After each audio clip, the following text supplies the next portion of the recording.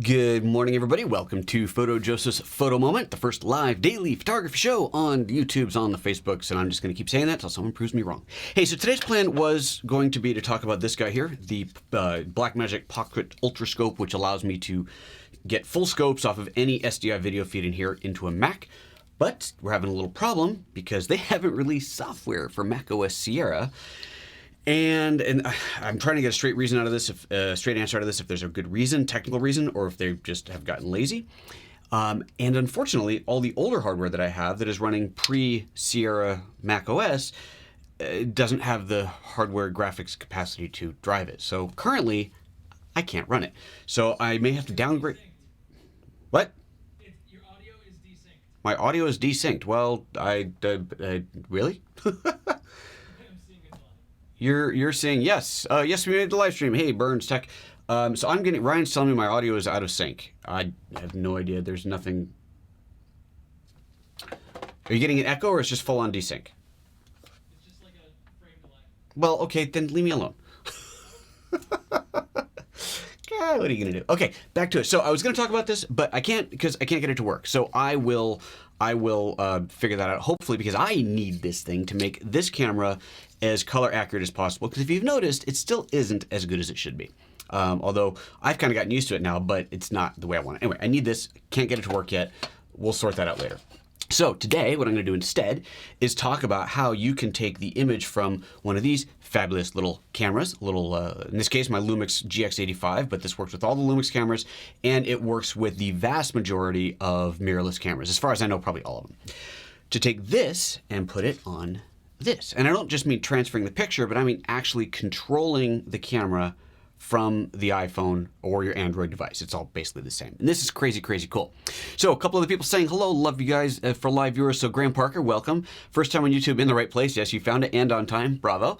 And you're no buffering. You're good. Excellent. Graham's in sync. Jess is saying good morning. Love it. Thank you guys for popping in. So the process to connect these two is quite simple. Now I will admit, as much as I am an iOS fanboy, if you have an Android, apparently it's even easier because these all have NFC, and with the Android, the NFC, apparently you just kind of do one of these things and it works. That's cool. I don't know why, because I know these have NFC chips in them. They use them in Japan for paying for trains. I don't know why we can't do this, but we can. So anyway, it's just a few extra steps. It's not a huge deal, but just so you know, if you're Android, you're a leg up on this one. For once, I guess I'm going to give you one every once in a while. Sorry. So let's see how this works. So the process is pretty simple. As usual, when I'm doing something like this, I've got this camera hooked up to an HDMI port just so that you can see what the camera sees. Normally, obviously, you wouldn't be doing it with the HDMI port. And just to kind of put that out there, that when it is connected to the HDMI, autofocus slows down. So if you see like slow focusing, that's why. Don't say, look, the camera doesn't focus fast. It's because of the HDMI out. That's why that's happening. So let's get this thing started. Let me flip over to this view. Okay, so now we're looking through my LUMIX camera here, and there's the full-on interface.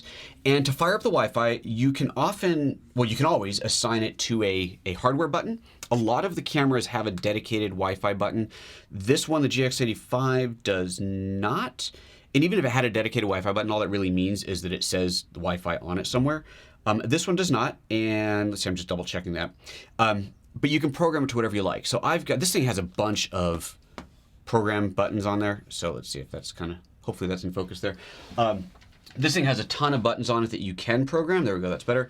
And so you could assign any of these to be it. I am not doing it that way. Instead, on this camera, because I've got buttons that I want, all these other buttons have assignments that I want. This one, I'm using one of the soft buttons. You tap on here and it slides open a little screen, and you can see the little tiny Wi-Fi symbol up there. Let's take a closer look at that. So you can see up in the top right, FN5, there's a little Wi-Fi symbol. Okay, so that is how I activate the Wi-Fi. So I tap that, and you're going to see the screen go blank for a moment here. And I'm just going to leave it up just for a moment here because I do want it to come back up to, there we go, the thing that says it's broadcasting. The name it's broadcasting is PhotoJoseph's GX85. And now I need to find that network on my iPhone. That's the next step. So let's go ahead and switch over to the iPhone screen. Hit the settings, go into the Wi-Fi, and there it is, PhotoJoseph's GX85. So I tap on that, and it connects, and that's all there is to that. So now I can go in and launch the app that you need. Now the app here is it's right in the bottom center of the screen. It says Panasonic, and it's called the Image app. If you're looking for this app on your for your phone, make sure you find the one that's Panasonic Image app. There's a couple other Panasonic apps that were designed for controlling different cameras, older cameras. This is the one to use now. It works for all of them. But I remember when I very first set this up years ago, I had the wrong app. I'm going, why won't it work? Why won't it work? It's because I had the wrong app. So that's the one you want, this Panasonic Image app. So that's the one that we want. Tap that. And I think for a moment here, it's going to force me to go vertical. Oh no, it's flipping over. Connecting to camera. And there we go. The connection has been made. And if you were looking at the camera itself now, normally you'd see a little connection thing on here that tells you it's connected. Now, because of the HDMI, the screen has gone blank on there. So, but that's fine.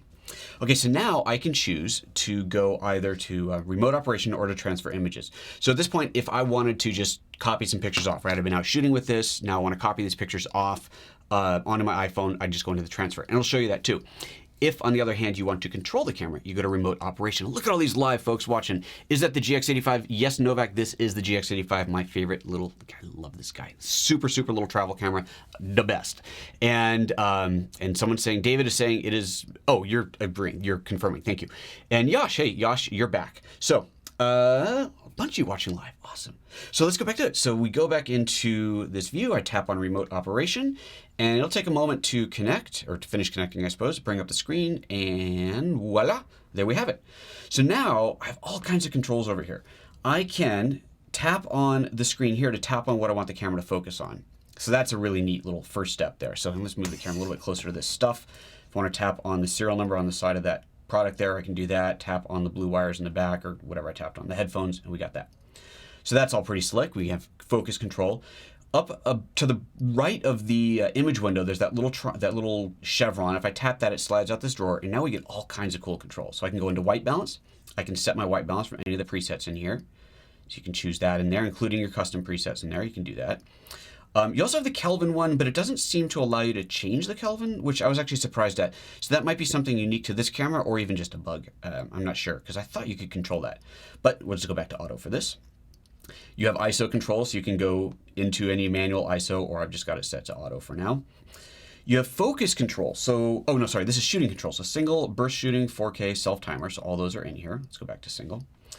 And then here we have focus control. So face or eye detection, focus tracking, 4:9 area, and so on and so on. So you can choose all of those from here as well.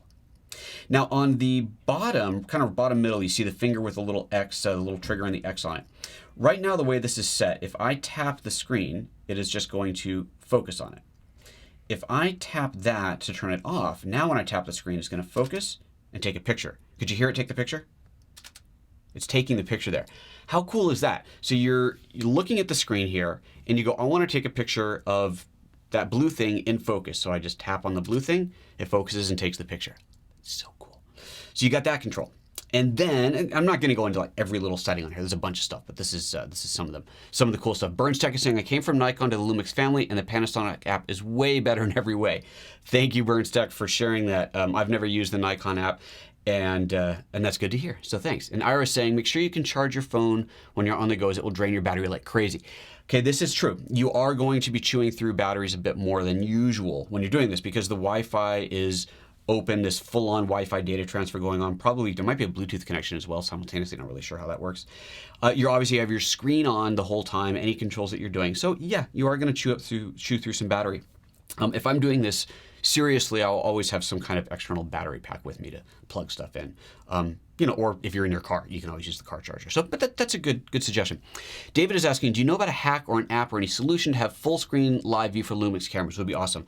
No, and I agree. And I think, don't quote me on this, but I think that the next version of the app is going to allow full screen. I could be wrong, and don't shoot me if I was wrong, but I think that is coming, because that's obviously a common request. Especially, this is on a 6 Plus, or 7 Plus, whatever this is. So it's the bigger screen. If you're on a smaller screen, it's even smaller. Now, this does work on the iPad as well. So you can run this app on an iPad or an Android tablet. So you have a bigger screen, so that is an option too. Okay, so let's get back to it. So we've seen the control. What other controls we have? Up in the top right corner, you see there's the record button. That's to start recording video. There's this jump thing, which honestly I've never used, but jump snap, I guess you can jump up in the air and it takes a picture. Honestly, I don't know.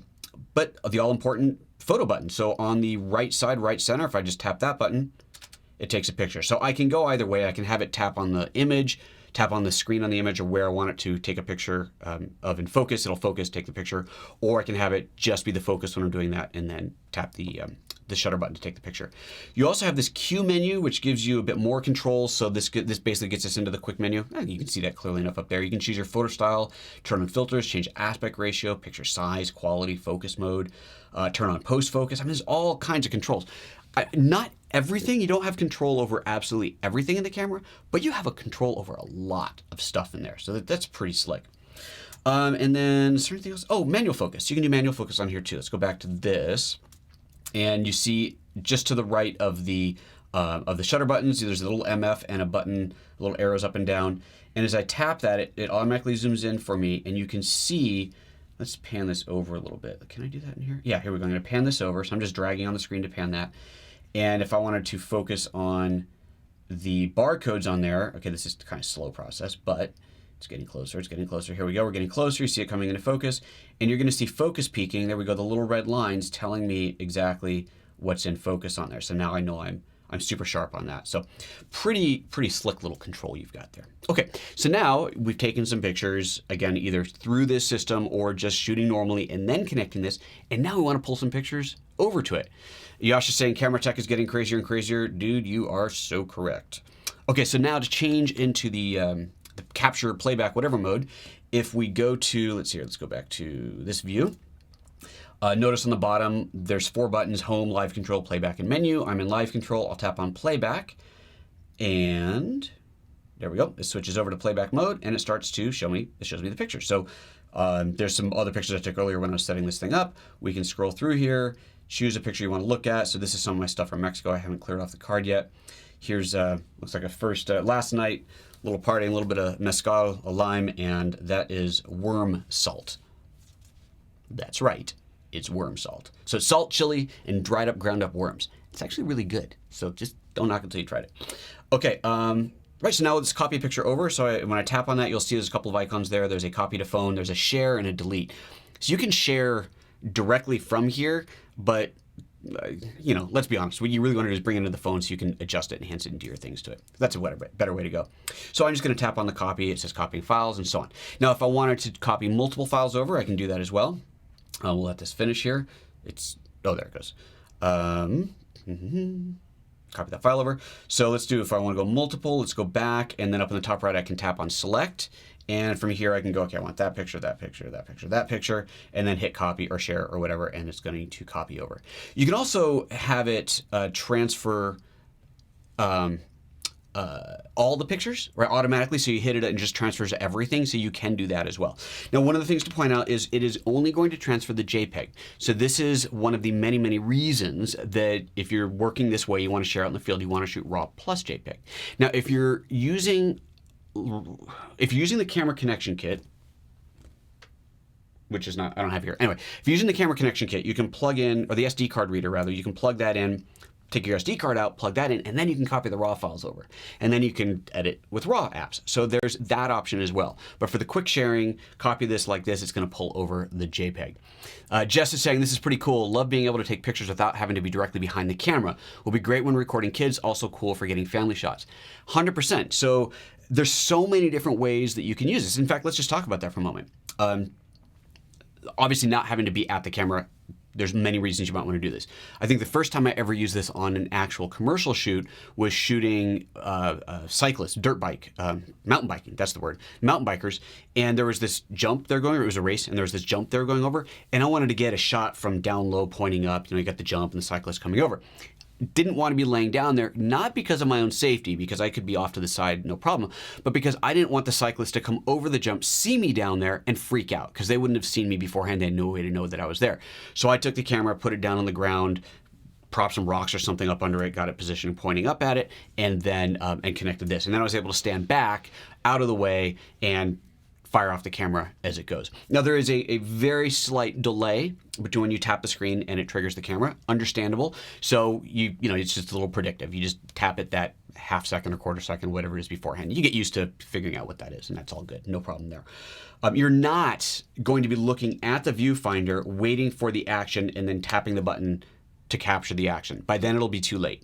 So if you're trying to shoot that way, or you have to shoot that way because you can't see the live action, you really are going to have to do a little bit of predictive shooting. But when you're able to watch the action, tap the screen, then that's going to be a better experience, and they're going to tap it just a hair early. So that's the way that's going to go. Sean, Real House Film is chiming in. He says, well, I use this app when I'm flying the GH4 on the 33-foot jib. Right, we've done that together, haven't we?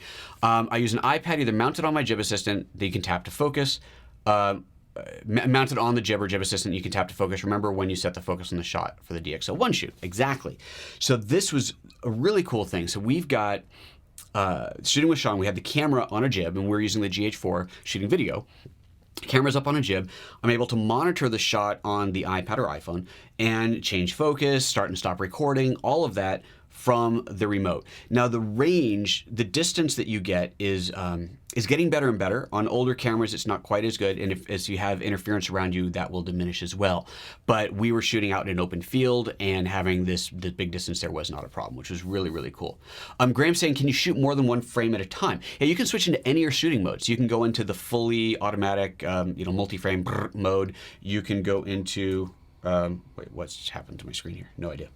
You can go into the, I think it's the screensaver on this, sorry. You can go into 4K photo mode, you can go into video mode, you can do focus stacking, you can do all of that from here. So yeah, you can shoot as many frames per second as you need or want. The Burns Tech is saying if the GH4 and the Wi-Fi range is awesome, from 15 feet away, the camera with a very strong signal is still able to view and control it, no problem. Your results may vary depending on your interference. Yeah, that's what I was suggesting. So you definitely can get better range when you don't have any other Wi-Fi stuff going on around you. And Novak is saying, I assume the bracketing and focus stacking can be controlled like this too, and the focus peaking. Yeah, I don't know if you saw when I was in the manual mode, we saw the focus peaking. I don't recall whether you can turn it on or off in there, but it's there. And focus bracketing, focus stacking, I think we saw all of that in the quick menu settings. And if you can't turn it on or off, anything you can't turn on or off in here doesn't mean that you can't still fire the camera in that mode. You would just have to go to the camera to make the changes and then go back here to actually fire it. But everything you've mentioned there, I'm pretty sure all of that can be done directly in here. And then so once you've transferred it, now it's just a case of, like any other time, oops, I want to rotate that. You just go into your photos roll, here we go, and there's the picture that I just shot. So now I've got that picture, and I can of course take that in and edit it and share it from whatever app that I want. And that's kind of all there is to it. It's pretty straightforward, and it's kind of awesomely powerful. It's really, really cool the things that you can do. I love being able to do this. I was going to give examples. So the motorcycle, the mountain biking thing was the first one that I did, but I've used this for, I've used it for family stuff. That's a great example. When my family were sitting there just kind of take the picture, and you can put a self timer, or so you can push the button, then put it away and trigger it, or have your hand behind someone's back and trigger it that way. So you can do it either way there. I've also used it. This is a great example. It's a fun story in which, if I'd thought of this, would have had the picture, but I don't. A couple years ago, pregnancy shoot, and we were doing this really cool, artsy, silhouetted, with powder in the air shot. Really cool thing. And so we had on set the pregnant woman, her partner, and me. There's the three of us. And we wanted to do this thing with the powder. And we couldn't, how did this go? Oh, we needed two people with powder. Two people with hands full of powder to kind of clap the hands, make the powder go, and get out of the shot. And and so what I did, did I shoot it in 4K photo? I think I just shot it in high rate shutter speed. I don't remember. Maybe I shot it in 4K photo. Either way, whatever. I couldn't be at the camera to push the button. That's the point. I needed to be there with my hands full of stuff. So I was able to trigger it from the remote, set the remote down, and then fire off the powdery stuff. Cool. Anyway, it's fun stuff like that. All right, other comments coming in. Burns is saying, I like that you can take control of the camera even if the app is connected, and vice versa. It doesn't really limit use except when it's actually recording, and then it matters. So what he's saying here is that if let's see if I can bring this up. Let me bring the control back up here. I can still control the camera from the camera, even though I'm in this control mode here. So let me go into live control mode. Go back into that, and I want to show you what happens. It pops up a dialog that'll say the camera is under local control or something like that. Okay, so right now I have control over the camera, right? I can do everything here. As soon as I go over and I touch something on the camera, it pops up and it says camera operation in progress. Now I have full control of the camera. I can change everything that I want on here like I normally would. I can shoot on here. I'm not limited because it's connected. I just have to wait for a moment there. You see how quickly it was after I touched anything, the remote app regains control. And there you go. And that's all there is to it. Okay, and you're saying it doesn't limit use except when actually recording, right? So if you're in video recording mode, then you do have less control. And can you control focus while it's recording video? Probably not. Let's actually try it. Let's hit video control, video recording. Okay, so now it's recording. And can I control focus?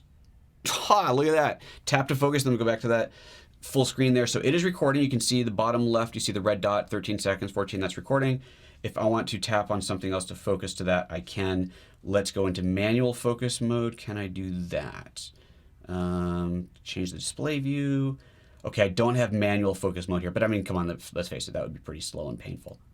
So you have that capability as well, which I think is pretty cool. Alrighty, hey, that's it. We're gonna kill it there. Thanks a lot for watching. Tons of live audience today. Love that. Appreciate you watching live and commenting. And of course, if you missed any of this, this will be back up online in full quality shortly. Thanks again for watching. I don't know, what am I doing tomorrow? Well, we'll see if I can get this thing up for tomorrow. If not, my scheduled for tomorrow, because this was scheduled for today, my scheduled for tomorrow is a topic of when clients go bad. We've all had it. And I think it's something worth talking about. How you handle it, how you deal with it, and so on. So that's going to come up probably tomorrow, Friday, if not. All right, guys, I'm out of here. Talk to you soon. See you next time. Bye-bye.